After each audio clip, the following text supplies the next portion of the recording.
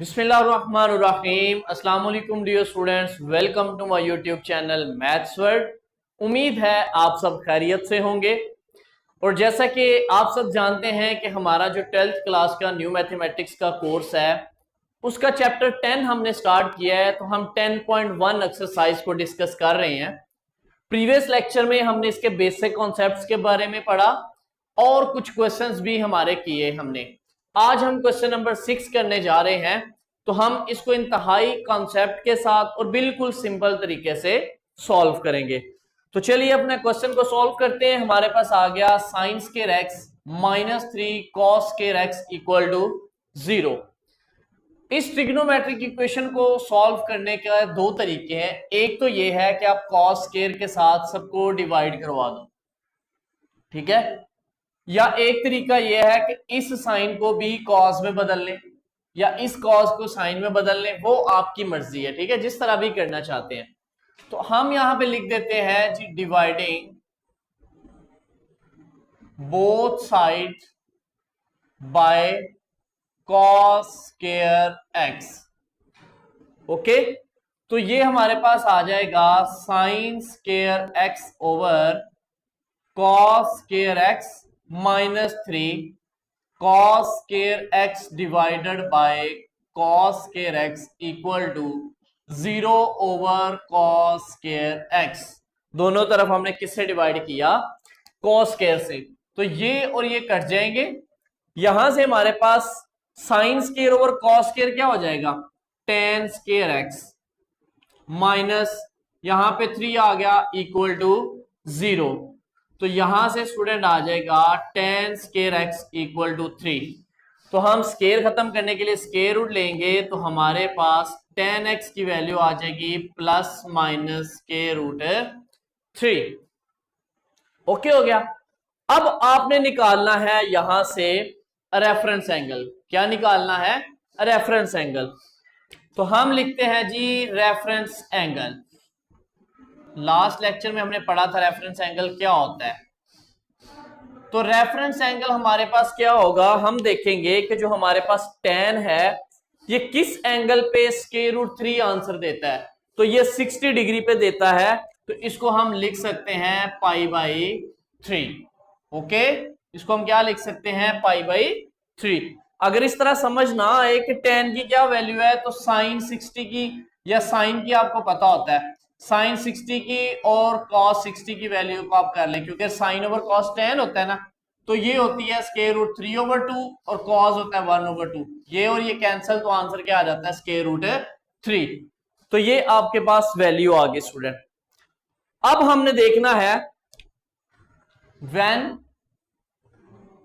tan x equal to plus square root 3, कि जब आपके पास tan की वैल्यू क्या है? प्लस स्क्वायर रूट 3, और दूसरी तरफ व्हेन tan x इक्वल है माइनस स्क्वायर रूट 3। क्योंकि दो आंसर आया ना हमारे पास, तो दोनों के लिए सॉल्यूशन निकालेंगे। तो हम लिखते हैं कि since tan x is positive so theta lie in first and third quadrant. आपको पता है कि फर्स्ट क्वाड्रेंट के अंदर और थर्ड क्वाड्रेंट के अंदर tan पॉजिटिव होता है। तो अगर हम फर्स्ट क्वाड्रेंट की बात करें तो यहां पे हमारे पास क्या होता है? 0 प्लस रेफरेंस एंगल। और अगर हम थर्ड क्वाड्रेंट की बात करें तो हमारे पास होता है पाई प्लस रेफरेंस एंगल। तो यहां पे स्टूडेंट अगर हम 0 जो है हमारा जो रेफरेंस एंगल थीटा है उसमें अगर 0 ऐड करेंगे तो वो हमारे पास पाई बाई 3 ही रहेगा। एक सोल्यूशन हमारे पास ये आ गया। नेक्स्ट अगर हम यहां बात करें तो हमारे पास आ जाएगा पाई प्लस पाई बाई 3। तो इसका एलसीएम ले 3 तो आ जाएगा 3 पाई प्लस पाई, तो आ जाएगा 4 पाई ओवर 3। एक एक्स का आंसर जो है हमने यहां से निकाल लिया। ओके, अब सेम काम हम यहां पे कर रहे हैं। यहां पे बेशक आप लाइन लगा लें, ठीक है। अब हम नेगेटिव जो tan की वैल्यू आई है उसके लिए भी सॉल्व करेंगे। तो हम लिखेंगे कि सिंस जो हमारे पास tan आया is negative so theta lie in second and fourth quadrant, second और फोर्थ क्वाड्रेंट। अब अगर हम देखें तो सेकंड क्वाड्रेंट के अंदर हमारे पास x की वैल्यू होती है पाई माइनस रेफरेंस एंगल, और अगर हम फोर्थ क्वाड्रेंट की बात करें तो x हमारे पास इक्वल होता है 2 pi minus reference angle. Reference angle हमारे पास यही रहना है पाई बाई 3 ही, जस्ट पॉजिटिव और नेगेटिव वैल्यू के लिए हमारे पास डिफरेंट केसेस बन गए। तो यहां से हमारे पास आ जाएगा x इक्वल है पाई माइनस पाई बाई 3, इक्वल है जब इसका एलसीएम लेंगे तो ये आ जाएगा जी 2 पाई बाई 3। ये x का एक आंसर हमारे पास यहां से आ गया। यहां आ गया x equal to 2 pi minus pi by 3, तो यहां जब आप एलसीएम लेंगे तो आ जाएगा 6 पाई माइनस पाई, तो आ जाएगा 5 पाई बाई 3। एक x का आंसर स्टूडेंट हमारे पास यहां से आ गया। अब हमने क्या लिखना है, जनरल सॉल्यूशन, जनरल सॉल्यूशन। अब जनरल सॉल्यूशन जब हमने लिखना है तो हम क्या लिखेंगे, पाई बाई 3 प्लस एन पाई, क्योंकि टेन और कॉट के जब हमने जनरल सॉल्यूशन लिखता है तो इसके हम ऐड करते हैं एन पाई, क्योंकि इसका पीरियड पाई होता है, तो जनरल हम क्या लिख देते हैं, एन पाई। नेक्स्ट आप लिख देते हैं जी यूनियन, यहां पे आ जाएगा 2 पाई बाई 3 प्लस एन पाई, और एन बिलोंग करता है जी को। तो सेम वही बात आ गई कि सर आंसर तो 4 आए लेकिन लिखे हमने कितने हैं, 2। तो इसलिए लिखे हैं क्योंकि 10 के केस में जो बाकी आंसर्स होते हैं वो इसी से ही आपके जनरेट हो जाते हैं। अगर नहीं यकीन आता तो यहां पे देखो, आप इसको चेक कर लो, n की जगह 0 रखेंगे तो आ जाएगा पाई बाई 3 प्लस 0, तो आंसर आता है पाई बाई 3। अगर n की जगह 1 रखेंगे तो आ जाएगा पाई बाई 3 प्लस 1 रखा तो पाई, तो यहां से एलसीएम लेंगे तो आ जाएगा 4 पाई बाई 3। बेशक आप चारों सॉल्यूशंस को ऐसे लिख सकते हैं, या फिर आप इस तरह ये पहले पहले सॉल्यूशंस भी लिख सकते हैं, क्योंकि बाकी सॉल्यूशंस जो है वो उसी से ही जनरेट हो जाते हैं। तो स्पेशली जो 10 के केस में है वो हमारा सॉल्यूशन इस तरह ही लिखा होता है, ठीक है। तो आप सारे भी अगर वैल्यूज लिख दे इस तरह यूनियन करके तो फिर भी कोई गलती नहीं है, आंसर आपका ठीक होगा। तो ये है क्वेश्चन नंबर हमारे पास 6। नेक्स्ट स्टूडेंट हमारे पास क्वेश्चन 7 है, square root 2 cos x sin x minus sin x equal to 0। तो यहां से इन दोनों में से आप sin x को ले लें कॉमन, ठीक है। sin x कॉमन ले तो आएगा square root 2 cos x minus 1 equal to 0। तो यहां से एक बात तो ये आ गई कि sin x इक्वल टू 0, या फिर square root 2 cos x minus 1 equal to 0। अब स्टूडेंट यहां से जब भी ये 0 वाला केस आता है ना, तो हम अगर यहां से वैल्यू निकालना चाहें तो हमारे पास थीटा की वैल्यू किस वैल्यू पे जो साइन है वो 0 आंसर देता है, तो साइन 0 क्या होता है, 0 होता है। तो इसका मतलब है कि जब हम इसको चेक करें अगर, तो हमारे पास बेसिकली जो थीटा होता है ना वो इस पे आ जाता है, 0 पे 0 आएगा, यानी साइन 0 पे 0। उसके बाद 180 यानी कि जो पाई है उस पे भी साइन 0 आंसर देता है। उसके बाद जो आपके पास 2 पाई है उस पे भी साइन आंसर 0 देता है। तो इसका मतलब है कि हमने देखा कि 0 से स्टार्ट लेकर पाई के जितने भी मल्टीपल आ रहे हैं 100 आप चलते जाएं तो सब पे साइन क्या आंसर देगा, 0। तो यहां से फिर हम एक जनरल सा सॉल्यूशन फाइंड कर सकते हैं, n पाई। n को आप वेरिएशन देते जाएं, क्योंकि n हमारे पास क्या है, बिलोंग कर रहा है z को। 0 देंगे तो 0 आएगा, साइन 0 0। उसके बाद पाई देंगे, 1 देंगे अगर n को वैल्यू तो पाई आएगा, तो पाई पे भी साइन 0। अगर n को 2 वैल्यू देंगे तो 2 पाई पे भी साइन की वैल्यू 0। तो इसलिए हमने इसका जनरल सॉल्यूशन n पाई लिख दिया। जब भी ये 0 वाला आंसर आ जाए तो आप कोशिश करना ये जनरल सॉल्यूशन ही लिख देना। नेक्स्ट स्टूडेंट अगर हम यहां पे बात करें तो हमारे पास आ जाएगा cos x इक्वल है, ये -1 इधर आके +1 हो गया, ये आ गया स्क्वायर रूट 2। तो यहां से cos x की वैल्यू निकाल लें तो आ जाएगी 1 ओवर स्क्वायर रूट 2। तो ऐसे केस में रेफरेंस की जरूरत ही नहीं है, डायरेक्ट ही जनरल सॉल्यूशन आपका निकल आता है। अब यहां से आपने निकालना है reference angle, reference angle theta. वो क्या आएगा, आपने देखना है कि जो कॉज है ये किस वैल्यू पे 1/√2 देता है, तो 45 पे, तो वो हमारे पास आ जाएगा π/4।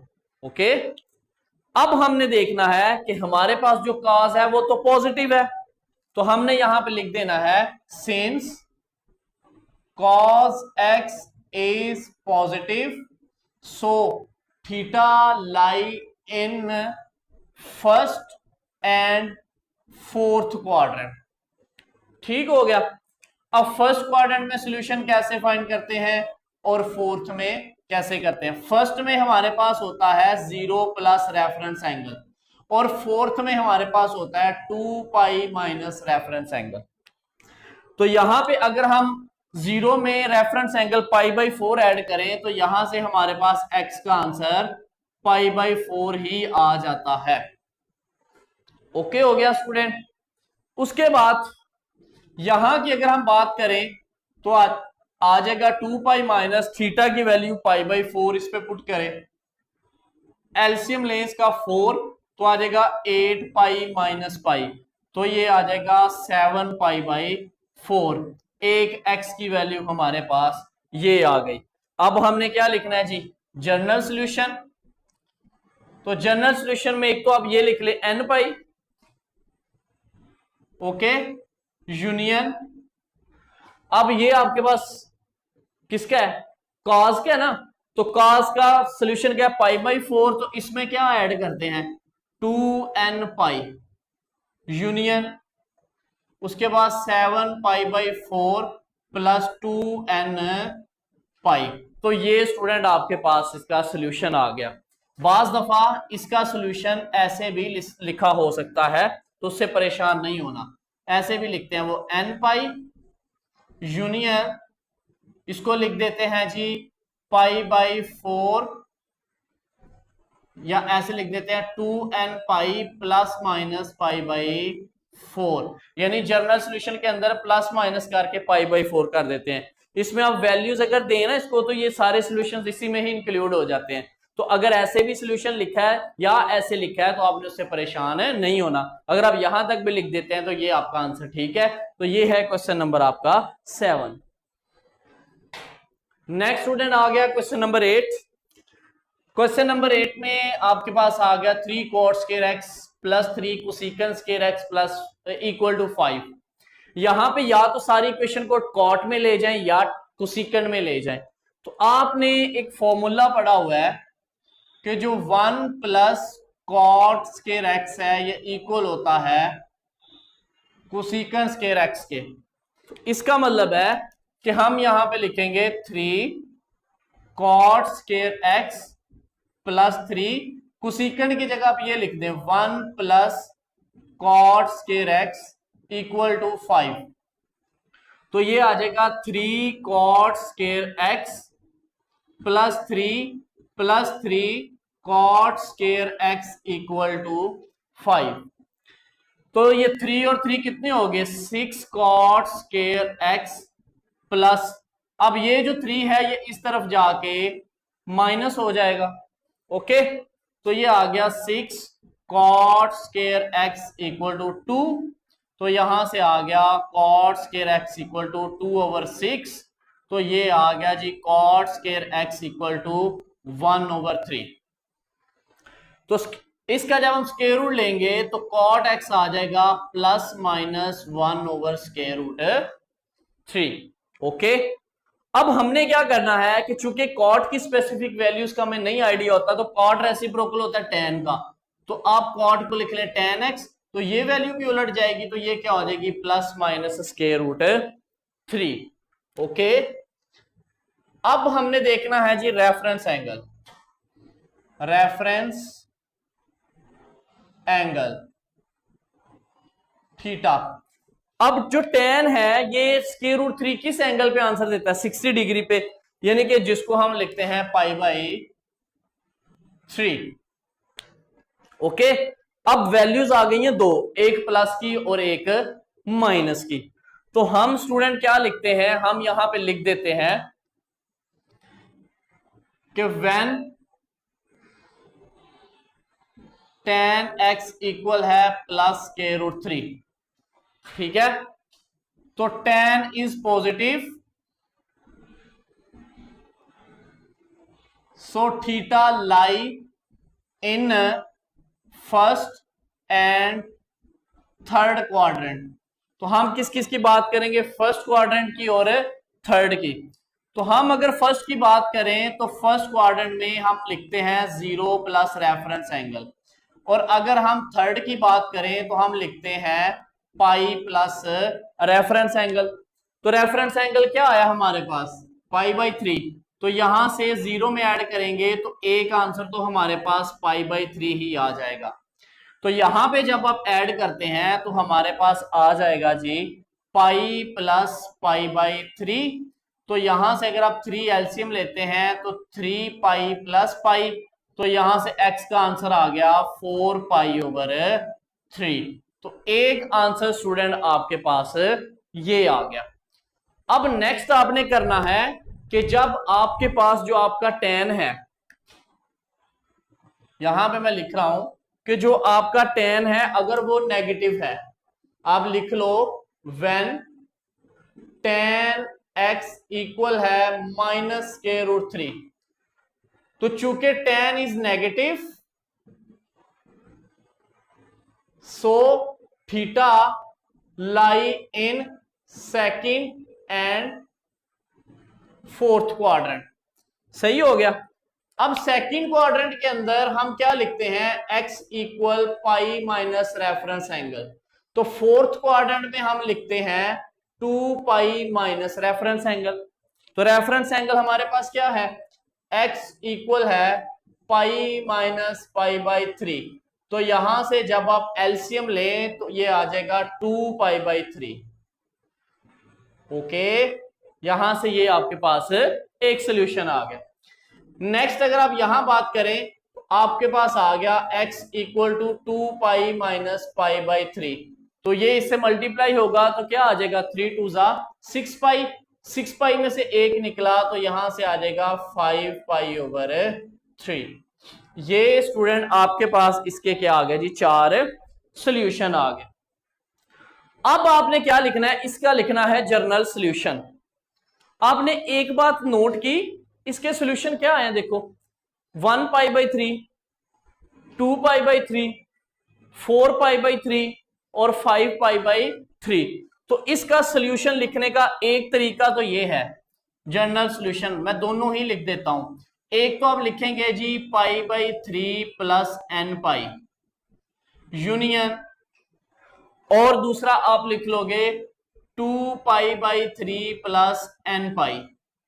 ठीक है, इन दोनों से ये आगे वाले आंसर जनरेट हो जाएंगे। तो इतना भी आप लिख सकते हैं, या बेशक चारों ही इसके साथ ऐसे यूनियन करके लिख दे।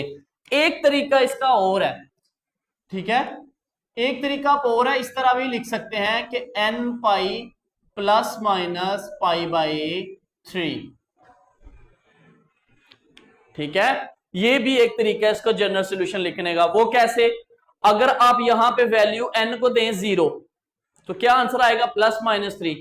अगर आप यहां पे वैल्यू देते हैं n को 1, मैं आपको बना के दिखा देता हूं, ठीक है, इन चीजों से घबराना नहीं है। अगर यहां पे n को 1 देंगे तो आएगा पाई प्लस पाई/3, तो यहां से आंसर आ जाएगा 4 पाई/3। अगर यहां पे मैं n को वैल्यू दे देता हूं 2, तो मेरे पास क्या आएगा, 2 देता हूं तो आ जाएगा 2 पाई प्लस पाई/3। तो 3 2 6, 6 और 1 7, तो ये आ जाएगा 7 पाई/3। ठीक है, और अगर मैं यहां पे ऐसे लिख दूं, इसको 2 वैल्यू दे दूं तो आ जाएगा 2 पाई, माइनस कर दूं अगर पाई/3 तो एलसीएम क्या आ जाएगा 3, तो आ जाएगा 6 पाई माइनस पाई, तो यहां से क्या आ जाएगा 5 पाई/3। तो देखो इससे ये सारे ही आंसर जनरेट हो रहे हैं। ठीक है, आप n को वैल्यू देते जाओ डिफरेंट, और वहां से इसके साथ प्लस माइनस करके देखो तो ये सारे आंसर आते हैं। n बिलोंग करता है z को, तो आप ये सोल्यूशन भी लिख सकते हैं और ये वाला सोल्यूशन भी लिख सकते हैं। हम इंशाल्लाह हर चीज, हर बात रट्टा नहीं लगाएंगे, डिटेल से करेंगे, कॉन्सेप्ट से करेंगे और बड़े ही आसान तरीके से करेंगे। ये है क्वेश्चन नंबर हमारा 8। नेक्स्ट स्टूडेंट हमारे पास क्वेश्चन नंबर 9 है। साइन 2x माइनस के रूट 3 कॉस x। आपने एक फॉर्मूला पढ़ा हुआ है कि जो आपके पास साइन 2x होता है ये इक्वल होता है 2 साइन x और कॉस x के। तो आप क्या करें कि इस साइन 2x की जगह इसका फॉर्मूला एक्सपेंड करें, क्योंकि मेन पर्पस है हमारा इस इक्वेशन में ट्रिग्नोमेट्रिक फंक्शन सेम बनाने का, देन ही हम इक्वेशन को इजीली सॉल्व कर सकेंगे। तो ये आ जाएगा 2 sine x cos x minus के रूट 3 कॉस x इक्वल है 0 के। दोनों में कॉस सेम है तो आप यहां से कॉस x ले ले कॉमन, बाकी आ गया 2 साइन x माइनस के रूट 3 इक्वल टू 0। ओके हो गया। अब यहां से दो बातें हैं, एक तो ये है कि cos x इक्वल टू 0, दूसरी बात ये है कि 2 साइन x माइनस के रूट 3 इक्वल टू 0। तो अगर हम इसकी सिंप्लीफिकेशन करें तो हमारे पास आ जाएगा 2 sine x equal to square root 3 और साइन x आ जाएगा स्क्वायर रूट 3 ओवर 2। ओके हो गया। अब यहां से हमारे पास साइन x की वैल्यू आ गई स्क्वायर रूट 3 ओवर 2, एक तरफ हमारे पास आ गया cos x इक्वल टू 0। तो पहले 0 वाली टर्म को सॉल्व करते हैं। तो स्टूडेंट इसका हमारे पास जो आंसर है ना, अगर हम इसका आंसर बनाएं, हम चेक करें कि जो cos है वो किस एंगल पे 0 होता है, तो वो बेसिकली हमारे पास होता है, इसका रेफरेंस एंगल बनता है π/2। जो cos है वो π/2 पे 0 आंसर देता है। ठीक हो गया। अब यहीं से इसका अगर हमने जनरल सॉल्यूशन लिखना हो x, तो वो हम क्या लिखते हैं, वो हम लिखते हैं जी n पाई प्लस π/2। ये हम इसका जनरल सॉल्यूशन लिखते हैं। अब आपका सवाल आ सकता है कि सर हमारे पास cos के एंगल में तो हम 2n पाई जनरल ऐड करते थे, यहां n पाई क्यों की है? तो उस बात का जवाब ये है एक तो, और दूसरी बात कि हम यहां पे क्वाड्रेंट को क्यों डिस्कस नहीं कर रहे, क्योंकि हमारे पास cos का आंसर क्या है 0। तो 0 जो होता है ये आप उसको पॉजिटिव नेगेटिव तो नहीं कहते, 0 तो 0 होता है, ठीक है, इसमें पॉजिटिव या नेगेटिव सेंस नहीं यूज होती। तो इसलिए 0 का डायरेक्ट जनरल सॉल्यूशन आप फाइंड करते हैं। तो आप देखें कि ये 0 कहां कहां होता है, रेफरेंस एंगल तो कहते हैं π/2 पे, तो हमने इसको n पाई प्लस लिख दिया। आप यहां पे वैल्यूज दें, अगर आप यहां पे 0 वैल्यूज देंगे ना थीटा की वैल्यू, यहां पे अगर आप 0 दें n को, तो ये 0 हो गया, तो यहां पे आ जाएगा π/2। नेक्स्ट अगर आप इसको 1 देंगे ना इधर n की वैल्यू, तो आ जाएगा पाई प्लस π/2 जो कि बनता है एलसीएम लेके 3π/2। इसी तरह इसको आप 2 दें ना अगर, तो ये बन जाता है 5π/2। तो ये तमाम एंगल्स पे जो थीटा है ये हमारे पास आंसर देता जाएगा 0, यानी कि हमारे पास जो cos है वो इन तमाम एंगल्स पे क्या आंसर देगा, cos 0। अब आपने एक बार नोट की, यहां क्या आ गया 1π/2, यहां 3π/2, यहां 5π/2, यानी कि ऑड मल्टीपल आते जा रहे हैं आपके पास, कि तमाम ऑड मल्टीपल पे जो 90 का एंगल आता है वहां पे cos 0 होता है। इस वजह से हमने इसको लिख लिया n π, 2n π नहीं लिखा चूंकि वो इवन की सेंस में चला जाता है। ओके, अब यहां से इसका हमने रेफरेंस एंगल निकालना है, इसका जनरल सॉल्यूशन हमारे पास ये आ गया। दूसरी तरफ हमारे पास आ गया जी sine x equal to square root 3 over 2। तो यहां से स्टूडेंट हमारे पास रेफरेंस एंगल क्या आएगा, रेफरेंस एंगल थीटा। अब जो साइन है ये 60 पे देता है, यानी π/3 पे ये आंसर देता है, और चूंकि sine is positive, sine x is positive, so theta lie in first and second quadrant. अब फर्स्ट क्वाड्रेंट की अगर हम बात करें तो वहां पे हमारे पास होता है 0 प्लस रेफरेंस एंगल, और दूसरे क्वाड्रेंट की बात करें तो वहां आता है पाई माइनस रेफरेंस एंगल। तो यहां थीटा की जगह π/3 पुट करें तो x का आंसर आ जाएगा π/3। दूसरी तरफ अगर हम यहां पे बात करें तो हमारे पास आ जाएगा पाई माइनस थीटा की जगह पे π/3, तो एलसीएम लिया तो ये आ जाएगा जी 2π/3। एक x का आंसर हमारे पास ये आ गया। ओके हो गया स्टूडेंट। अब इसका हमने लिखना है जनरल सॉल्यूशन, तो आप लिखेंगे जी सॉल्यूशन। एक तो आपके पास ये आ गया n pi plus pi by two, n pi plus pi by two union एक आपके पास आ जाएगा 2n pi plus pi by three union फिर आ जाएगा जी 2n पाई ऐड किया प्लस 2 पाई बाई थ्री। तो ये स्टूडेंट आपने इसका क्या लिख दिया जी, सॉल्यूशन लिख दिया। ओके हो गया स्टूडेंट, क्या लिख दिया आपने, सॉल्यूशन लिख दिया। तो यही आपके पास क्वेश्चन नंबर 9 है। नेक्स्ट स्टूडेंट हमारे पास क्वेश्चन नंबर 10 है, cos 2x इक्वल है cos x के। तो यहां से या तो आप इसका डबल एंगल फॉर्मूला ओपन करके सारे ट्रिग्नोमेट्रिक फंक्शंस को सेम करके तो वहां से आप सॉल्व कर सकते हैं, या फिर इसका शॉर्ट मेथड ये है कि cos को इधर ले आए, तो आपके पास आ जाएगा cos 2x minus cos x equal to 0। तो ये स्टूडेंट आपके पास फॉर्मूला बन जाएगा cos p minus cos q का। देखो ये आपके पास जो टर्म आ रही है, ये जो टर्म है बेसिकली ये है p और ये जो टर्म है ये है बेसिकली q।